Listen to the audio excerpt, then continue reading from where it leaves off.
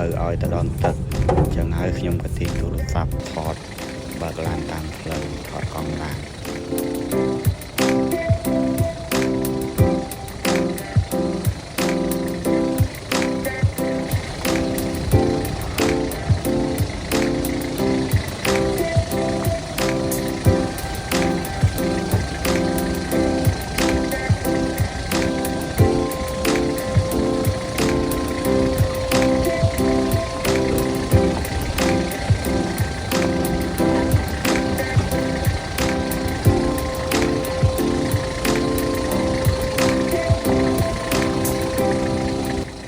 ឆ្លងកាត់តាមផ្លូវមកស្ទុះឥឡូវមកដល់កន្លែងផ្លូវរៀងចុះទួលតែកន្លែងហ្នឹងវាមានថ្មច្រើន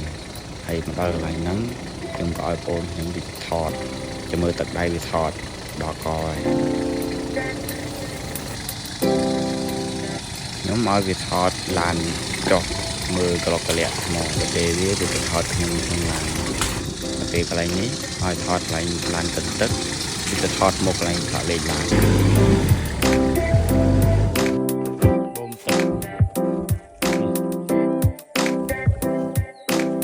ôi bồnទឹកនេះក្រហមនេះចាប់មុនចាប់បូដល់វាចាប់អ៊ីនតើ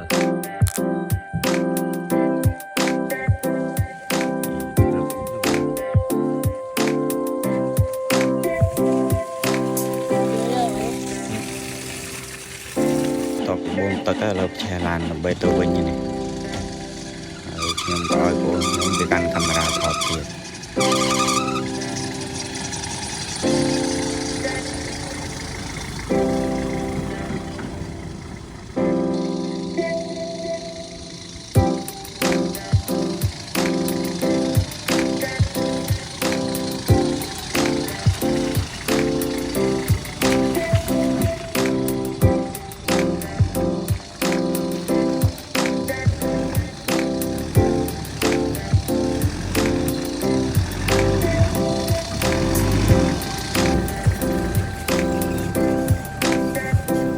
បន្ទាប់ពីឲ្យវាកាន់កាមេរ៉ាឃើញនៅដដែលអត់ទៅណាទេឥ